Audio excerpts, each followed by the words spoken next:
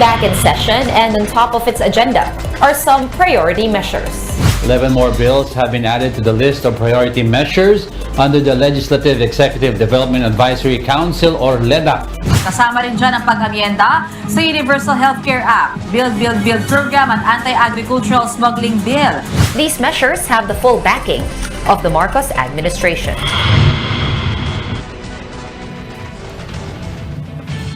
The Maharlika Investment Fund is included in the priority bills of the Legislative Executive Development Advisory Council or LEDAC. The House of Representatives reiterated its full backing for the measure that at this point has yet to take final form. Over at the Senate, the MIF still lacks clarity according to senators. How do they envision the final and acceptable version of the MIF? We talked to one of the senators tonight on the Chiefs.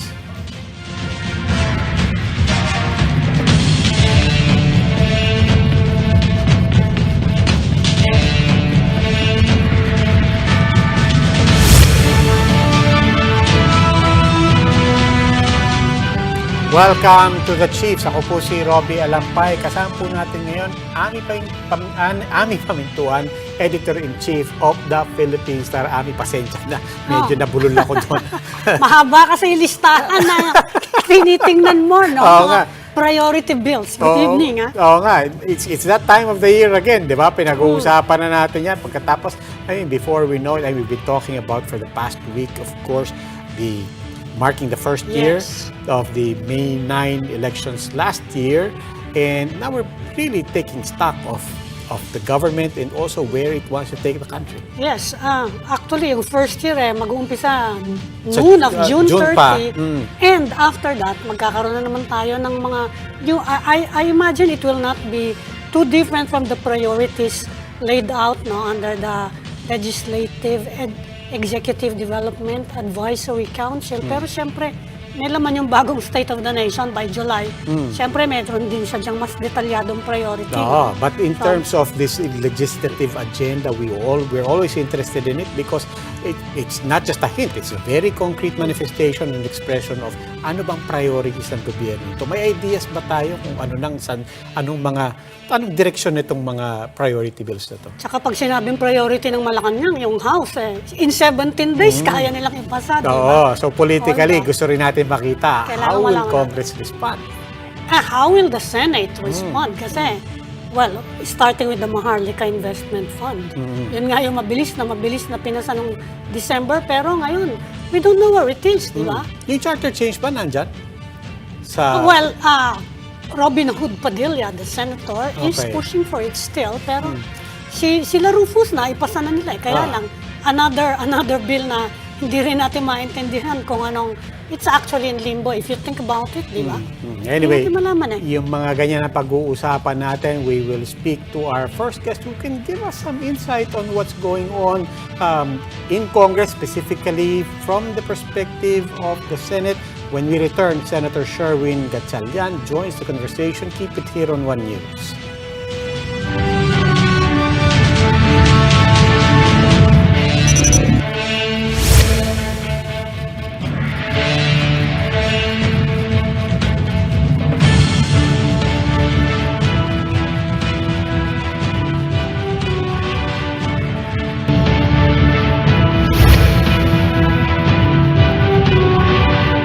Welcome back to Chiefs. Joining us now, Senator Sherwin Gatchalian. Sir, good evening. Welcome back to the Chiefs. Good evening, Good evening, sir. Robbie. Good evening, Ami. Sir, let's start with as Congress sessions resume, maybe just give us a quick rundown on the priority bills na nakahain ngayon. Well, on the table is the Maharlika Fund. That's one of the priority measures. We're also finishing the Taxpayers Bill of Rights, which is also a priority of the Senate.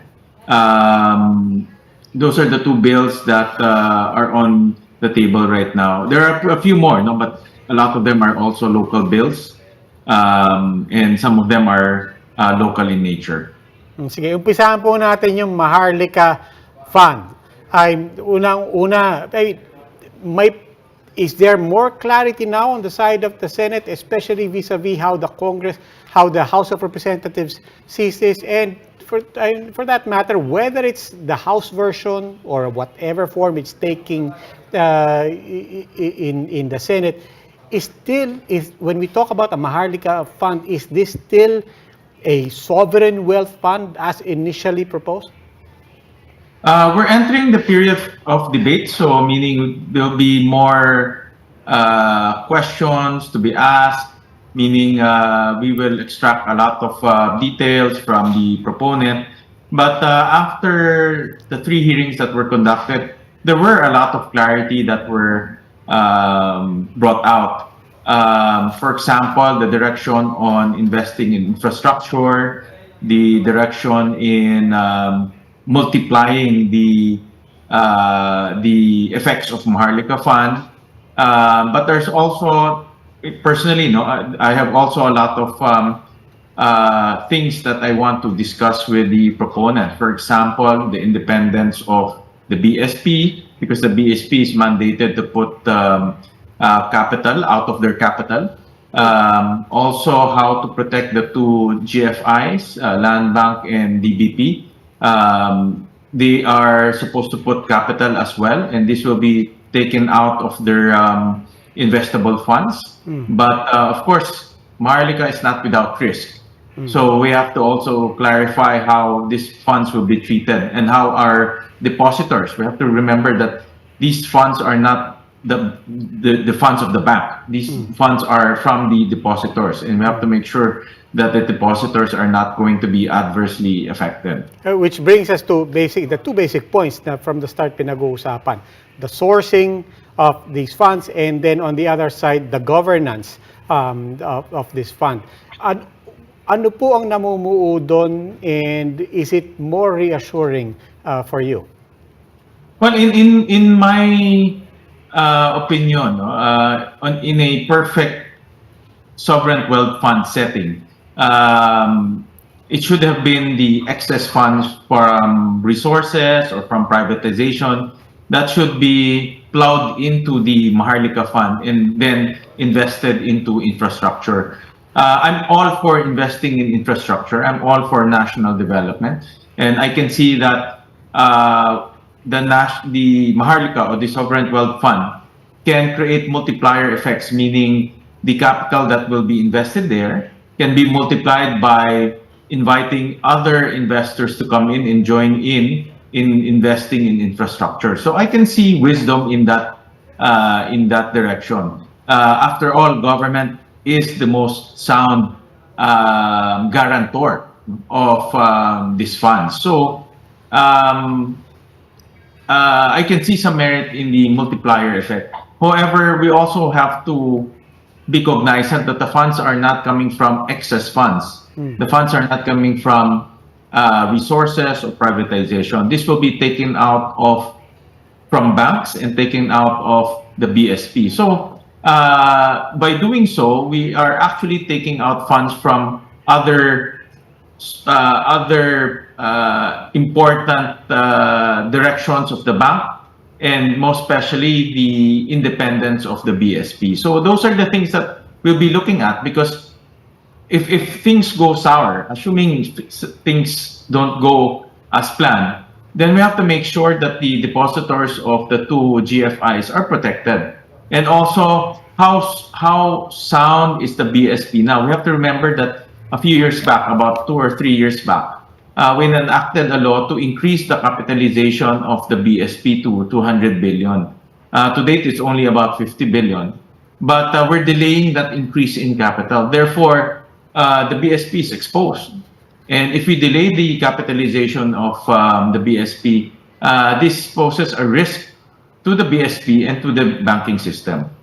Actually, Senator, not too long ago, at one point we understood na out na yung DBP and these banks, no? Akala namin wala na yan eh. And then suddenly, eto na naman, we're talking about it. And in fact, we understand you want the BSP to be excluded outright from this MIF, no? And especially within the year, no?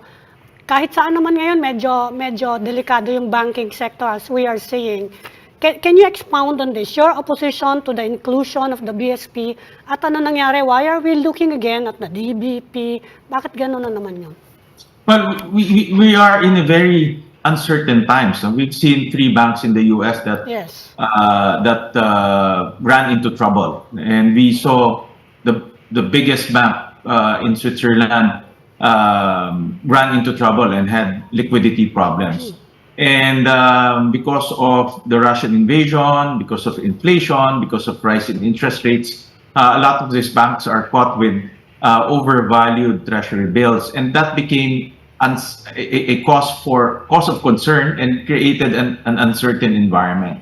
So, of course, that's in the U.S. One might argue that the Philippines is different, and the Philippines is different and far away. But then again, it's the environment, the uncertain environment that is present at this time.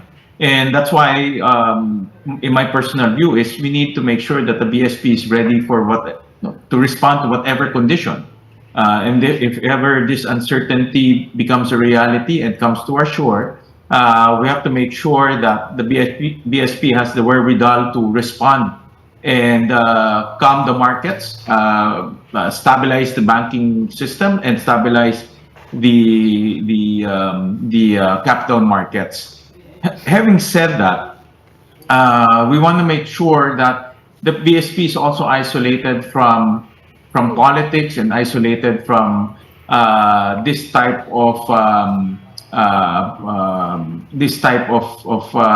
mandates. By mandating BSP to rechannel their capital, it's actually not creating an independent environment. So I wrote the proponent of the bill, my opposition to including BSP. I think they made some adjustment there by giving the monetary board some power to take out the BSP. They also remove some of the basically I wrote the proponent some of my thoughts, and some of them were accepted, some of them were not. And those are the things that we will expound during the period of debates. Well, this question was asked last year and it's being asked again. Is this the right time to launch a Maharlika investment fund, a sovereign wealth fund, or whatever it ends up being? Well, my thoughts, Ami, is sovereign wealth funds are designed to invest excess funds or funds coming from extraordinary proceeds. And these are not extraordinary proceeds. No? These are coming from banks, coming from the depositors of the banks. Yeah. In the case of BSP, it's coming from their dividends that were given to the treasury and we channeled it to the Maharlika fund. So they're not excess funds. These are not funds that were generated out of resources or out of selling an asset. No? So I don't have any issues in setting up the fund.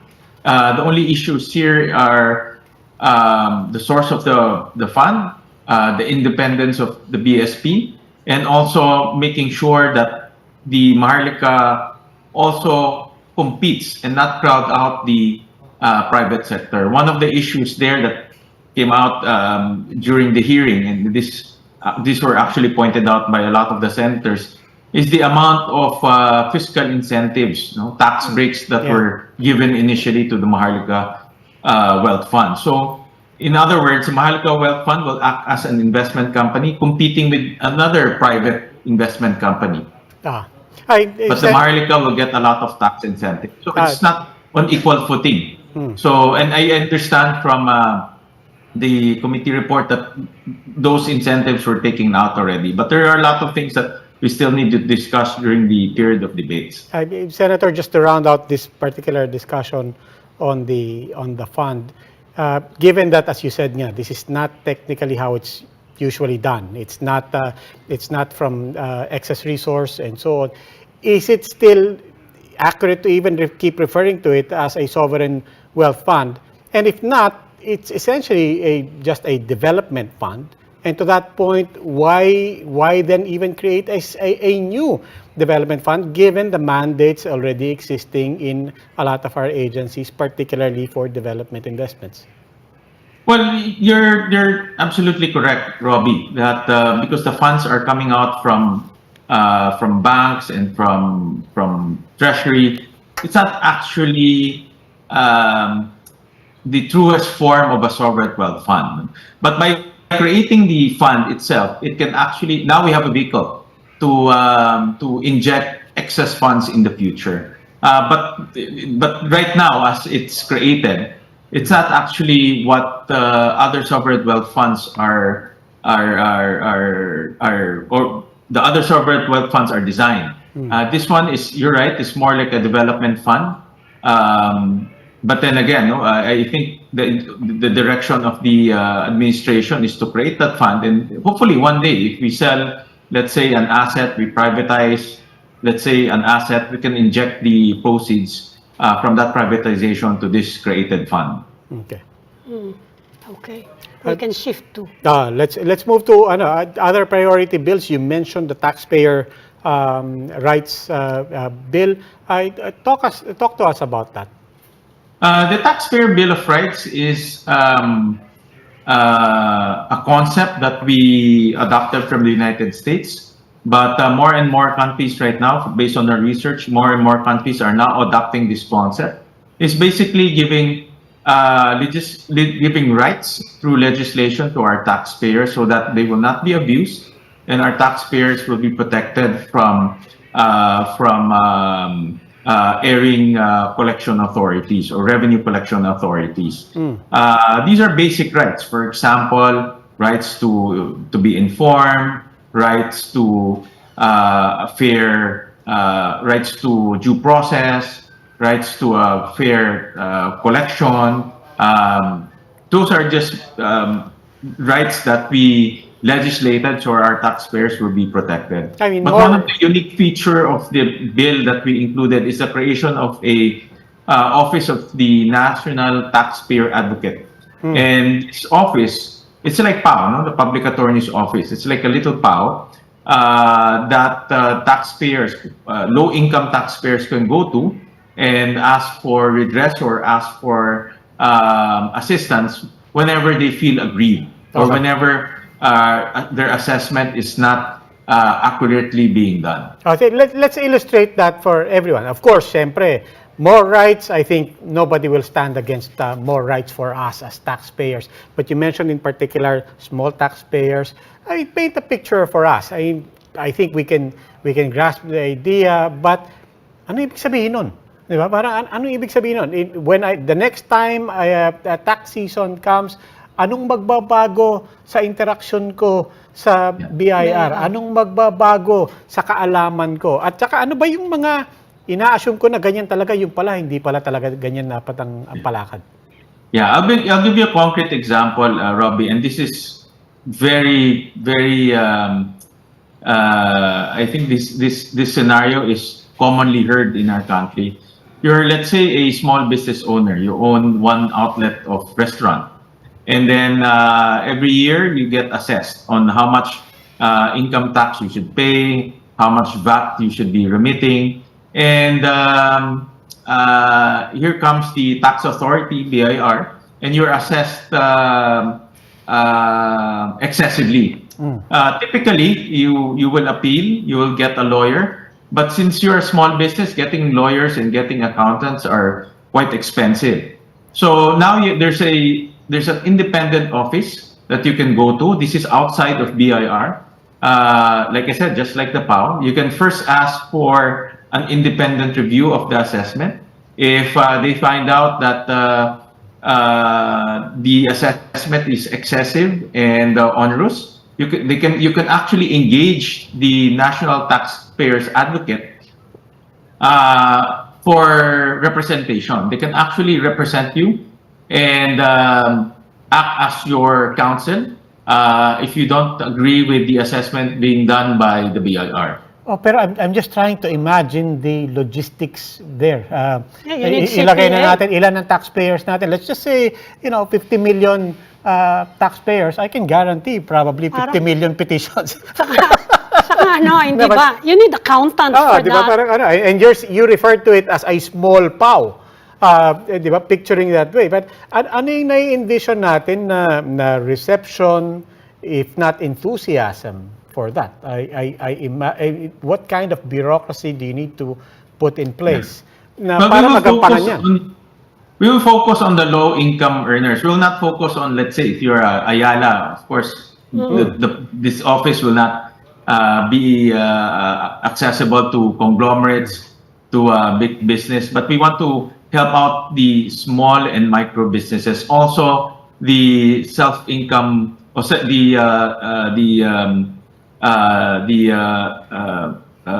income earners, the self-income earners. Yeah, but Typically, even there, if you are a employee, typically you have withholding tax already, and Yes. typically there's no argument with the withholding tax. But based on our research and based on the information that we get a lot of complaints from small enterprises, from Yes, but- micro enterprises, from self-employed individuals. No? So- But But we're even there, also going to categorize the self-employed. If you are let's say a high-paying lawyer or a high-paying doctor, then you're not the clientele that this office is going to assist. But I'm sorry, Ami, but just to clarify, Senator, I'm still trying to imagine the math here just in terms of the workload. Kasi, as you said, tanggalin muna natin yung malalaki. Pero kaunting-kaunti lang talaga yun. In fact, the MSMEs do in fact constitute the biggest employing sector in our economy. They far outnumber the big conglomerates, as you said, na kaya nating bilangin. Di ba? Kaya nating isa-isahin yun. But the MSMEs literally number in the hundreds of thousands. Again, if we can imagine the enthusiasm and the reception for this, what kind of a bureaucracy and mechanism will actually be put in place, also to meet just the expectations of people once this is in place? The objective of the ONTA, the National Taxpayer Advocate, is not just to represent. Its job is also to advise and also to come up with information campaign on the right assessment and what are your rights and what are your the redress that you can take if you feel that you're aggrieved and your assessment is not accurate. So based on our studies that we conducted, typically these are the small businesses, these are the medium businesses, these are the self-employed individuals, but we also categorize that the representation, meaning the service of representing the taxpayers, will only be limited to the low-income earners. If you want to get an opinion, it's open to everyone. No? But all of these are going to be published, again, based on our research in the US. All of these are done through the internet. They're published through education materials. They're published through advocacy materials. So a lot of these advocacy materials will be done by this office. So actually, state-subsidized tax accountants siyang binabalak ninyo. Something to that effect, no? But they're not going to go out and do your books, no? It's not going to do that. You only come to the ONTAB if you have, let's say, if you feel that the assessment is not correct, if you feel that you are being abused, for example, there are excessive assessments, so you come to them and ask for a second opinion. And by low income, what do you mean? Because as Robbie pointed out nga, more than 90% of our enterprises are micro and small enterprises. So, ano yung may cut-off ba yan? But they're the ones also being abused. Right now, the small and medium, they don't hire lawyers. Yes. Naglalagay lang sila. Yes. So that's what we're trying to prevent.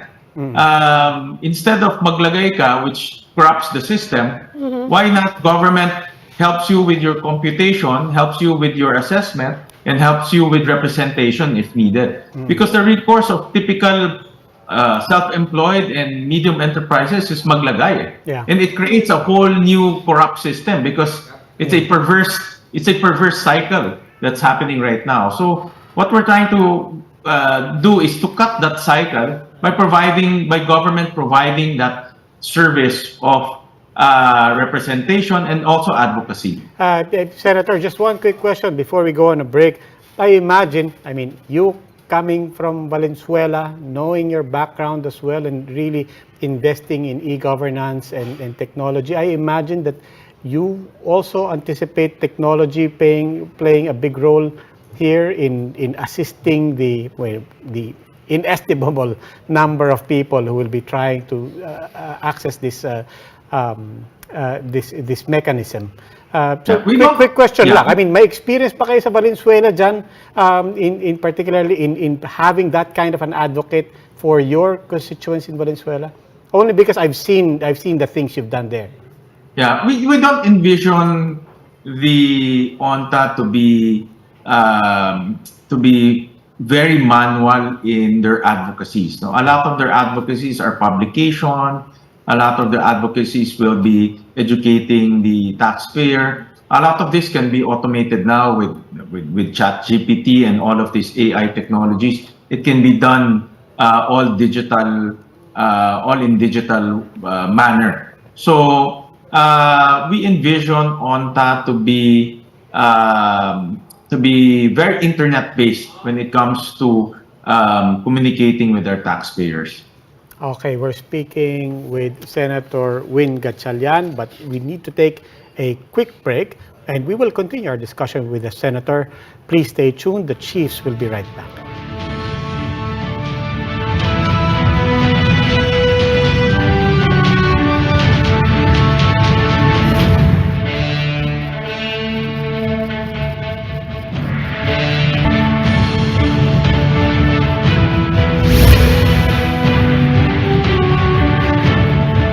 Thanks for staying with us here on the Chiefs. Still with us is Senator Sherwin Gatchalian. Senator, speaking of priority measures, habol ko lang.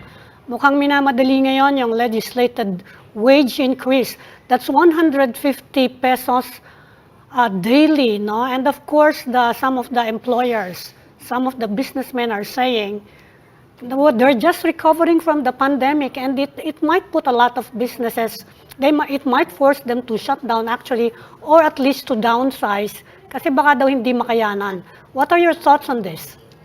Well, my first initial reaction is we have a system that calculates the minimum wage through the regional wage boards, and this group or this level should do a good job in calculating what is the fair minimum wage for our employees. And it seems to me, my initial reaction looking at the minimum wage, there are some minimum wage that are 300 pesos a day. There are some minimum wage that are 400 pesos a day. And looking at inflation right now, we've seen inflation going up the roof for the last 15 months. It seems to me that the minimum wage is not catching up with the real situation outside and taking into consideration inflation. Inflation really is what drove this conversation right now in the Senate. And it's very difficult now to raise a family with 300 pesos, 400 pesos, and prices are still going up. We've seen that inflation is still at a beyond expected levels at around 5-6%. So my point here is we have to take a serious look on how we compute the minimum wage. That is the crux of the issue here. But I'm also very aware and cognizant of the balancing act. We have to also balance the operating expense of our businesses, especially the small and medium enterprises, the MSMEs. The big companies, the multinationals, the conglomerates, I don't think they'll have a difficult time with the proposed additional minimum wage. What I'm quite concerned with are the MSMEs, because the MSMEs also have employees, and a lot of them are actually minimum wage. And they are affected by inflation, all these MSMEs as well. That's what they're pointing out. Yung cost of production Correct. daw nila, lahat nag-akyatan din. And nahihirapan din nga daw sila, logistics, everything. And they might be Yes, forced yeah. out to downsize kung sakasakali. Correct. Admittedly, it's a balancing act, no, and it's very difficult. But my initial thoughts right now, no, after hearing the arguments, is the regional wage board should do a more accurate computation and a more responsive computation, especially this time of high inflation environment. And that's really what drove all of this conversation in the Senate. Yes, but apart from the existing mechanisms like the regional wage boards, as you said, do you see legislation playing any part here in this balancing act? Well, the sentiment through legislation adds pressure to the regional wage boards to recompute and to look at the computation again. I think what the hearing on this minimum wage is actually the sentiment of a lot of the senators, you know, that the regional wage board should take a closer look and do a much more responsive computation to the minimum wage. But the senators are also balancing. My personal sentiment here, we also need to balance very carefully, especially this time around where inflation is very high. Interest rates are still at an elevated level, meaning cost of money is expensive. So we need to compute all of these issues, especially for the MSMEs. Okay. Shifting a bit, there's also a proposal to amend the BOT law. Your thoughts on this, sir?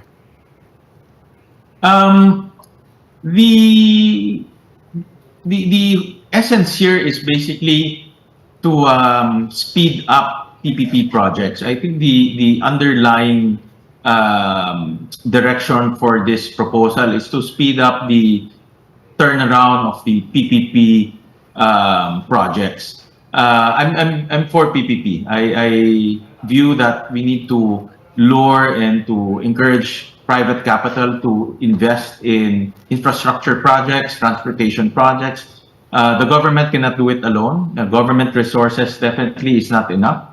So if private sector can bring in their capital, make decent return, but provide better service, then we should do so. However, the turnaround of a PPP project takes years. Some projects just from start to groundbreaking takes about 3 years. That's half of the term of a president. So what the underlying direction here, what this proposal is trying to solve is to improve the turnaround time, make it much faster, so that it won't take half of a president's term just to finish the paperwork on PPP. But to that point, before we get to the direction, maybe you can give us some insight on how you understand it. Bakit nga ba? You've worked at the national and the local levels. Saan ba nagkakagulo yan? Pagka from announcing these big ticket items to people counting the years, if not decades, and bakit wala pa rin nangyari? Where does it all go wrong? Two things, Robbie. Number one is there are too many departments that the project goes through. No, it goes to NED. First, it starts off with the proponent. For example, if it's DOTR, it starts off with DOTR. Then it goes to NEDA. Then it goes to, if I'm not mistaken, to the lawyers of government, to OGCC for comments. Then it goes back to NEDA, and then it just goes to a lot of different departments. That's number one. Number two, I understand based on my conversation and research, expertise. Now, PPP is a very complicated process, and not all department lawyers and department finance officers know how to craft PPPs quite well. That's why they created the PPP Center. The PPP Center acts like the tutor. It coaches all the departments on how to go about the PPP. But the know-how of launching a PPP project, especially the multi-billion projects, multi-year projects, is quite complicated because the longer and the bigger the project is, the higher the risk. And we need the department is very concerned in covering the risk, especially shielding government from the risk that can happen in a long-term multi-billion PPP project. So, mali pala yung impression ko. I always somehow thought of the PPP Center, as you said, as something of a secretariat for all of these. But you're saying, no, actually, tutor lang yan. It's just a resource for how to do things? Actually, Robbie, that's exactly my proposal. It's for the PPP Center to conduct the PPP itself. For example, I'm DOTR. I want to build, let's say, a railway. I give it to PPP Center, and PPP goes out, does the legal work, that does the financial work, goes out to look for the investors, and come back to me already all set. But right now it's not like that. No?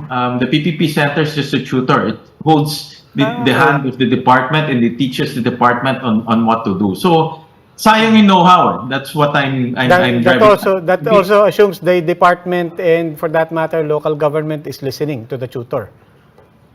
That's another issue also, and especially local government. Not all of them are PPP is a very specialized field. In fact, the lawyers, accountants, the finance people that are involved with PPP are very specialized. So you need a lot of this specialized knowledge to do PPP projects. Senator, shift topic ako uli. The House of Representatives passed the charter change. Well, the latest initiative very quickly. Is it a priority for the Senate? Kumusta na siya ngayon? It's not being talked about here. No? In fact, we had a caucus last Monday on the remaining bills. It's not actually in the list of remaining bills. So, no, it's not going to be tackled before the Synod. So, hindi siya priority pala. What about... No. Well, more than hindi priority. I mean, do we take that as a signal na walang pag-asa yan? Oo nga. There's different school of thought. No, personally, I filed my own version to look at the economic provisions in the Constitution. I feel that we need to liberalize some of the economic provisions in the Constitution, and I feel strongly about that. But I don't feel strongly about the political. No, the political is a wild west. Pero kung economic nga, they're saying you have already passed several laws liberalizing the economy, including the Public Services Act na public utilities siya, na so basic, pwede na ngayon na foreign ownership. So why do you need chat this time? Well, I'll give you a very specific example. Education. The whole world is going into internationalization of education. But in our Constitution, still limited to local education companies or education entities. But I'll give you an example, like the UAE, they attracted Stanford, Harvard to set up campuses there, and attracted students from the region to go to come to UAE and study there. So there's this global trend now of internationalization of education to attract students and also to develop the local academic community. And that's one of the things that I feel we should do, especially in the now day and age that everything is now global. Di ba pwedeng by way of legislation na rin yan? Na ano? No, it's very specific in the Constitution, and we need to amend that. So I just limited to just 5 items in the that concerns the economic provisions. But then again, like I said, if it's with political, changing term limits, extending the term, I'm not inclined to touch that. So hindi pa pala siya dead. Okay. Senator, I want to touch on something that you touched on kanina, AI. I want to know your thoughts on this. Also, just as preface to this, the other episode, we were talking to DICT Secretary Ivan Uy. And frankly, we were surprised to hear from him that the conversations at the highest levels officially right now are just purely on the technology, understanding the technology, but specifically on its impact on the economy. He said there's actually no high-level conversation there at the highest level. These are not his exact words, I have to say that, but I think I understood, I think I got it right, because we did ask, are we hearing right, that it's just the technology you're talking about. There is no high-level interdepartmental conversation yet, no task force on it yet, to talk about, what does this mean for our BPO sector, what does this mean for our bureaucracy, what does this mean both in terms of benefits and risks. I always feel comfortable thinking that you look at technology, it's part of your political DNA and advocacy. What are your thoughts on AI right now? Its pros and cons, and how high up should this be in the conversation among our legislators, if not even among our executives? Well, Robbie, AI is scary, scary in a sense that it's coming in so fast. And there's no regulation, there's no rules. AI technology is now available to anyone. ChatGPT is available to anyone, meaning businesses, the academe, anyone who wants to use it. And it's scary because there are no rules and boundaries, at least for now. And you're right, Secretary Ivan Uy is correct that there's no national body yet that is looking at this technology. There are a lot of conversations, here and there within government, but there's no formal body that that is looking at this and dissecting the impact of AI to our country. But there are three things that we need to be very concerned about. Number one is, like you said, employment. We have to make sure that we have to study very carefully that that employment will not be adversely impacted by AI as it develops. Number two, how education should respond. There's no formal document yet. There's no formal direction yet. Both, when I say education, both at the higher technical and the basic education levels. And then number three, on national development, how can we harness this technology for national development?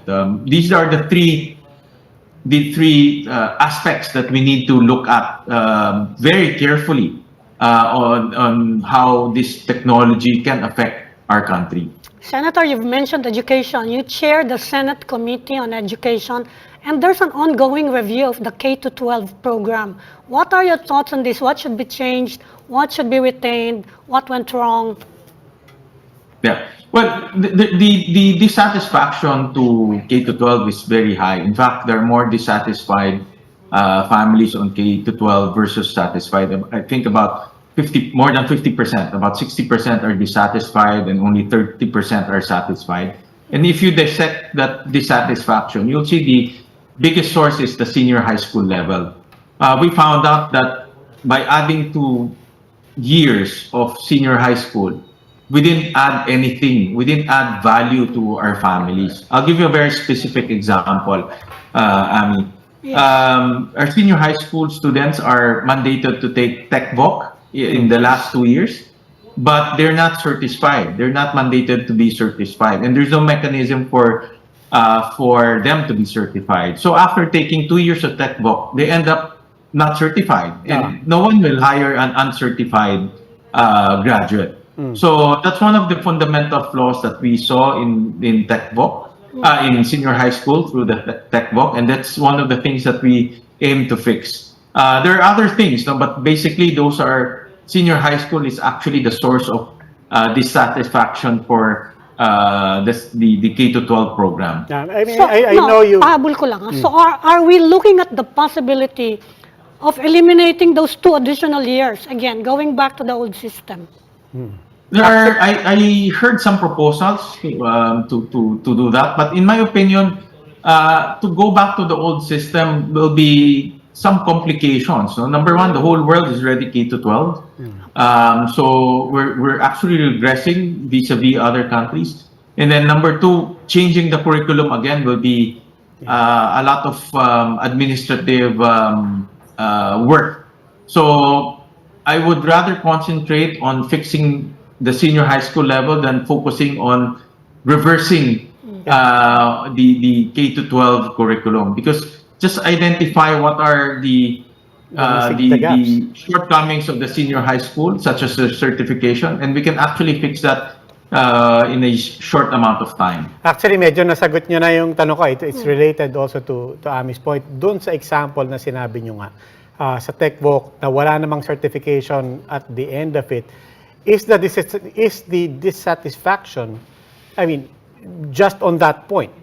So it's not really about the senior, tacking on the senior high level. It's the lack of the mechanism to certify this and solidify this and have something crystallized in terms of something that people can act on. It adds value to me, makes me more employable. In other words, the problem is addition, not subtraction. Yeah, we have to understand our families. No? Our families want their kids to work as fast as possible, meaning study as short as possible, enter the workforce as quick as possible.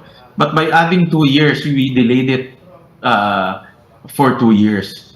But the problem is, even after the 2 years of senior high school, they are not employed. And even if they are employed, we found out that more than 60% are employed in what we call very elementary jobs. No? These are very basic jobs that you don't need a senior high school education to get.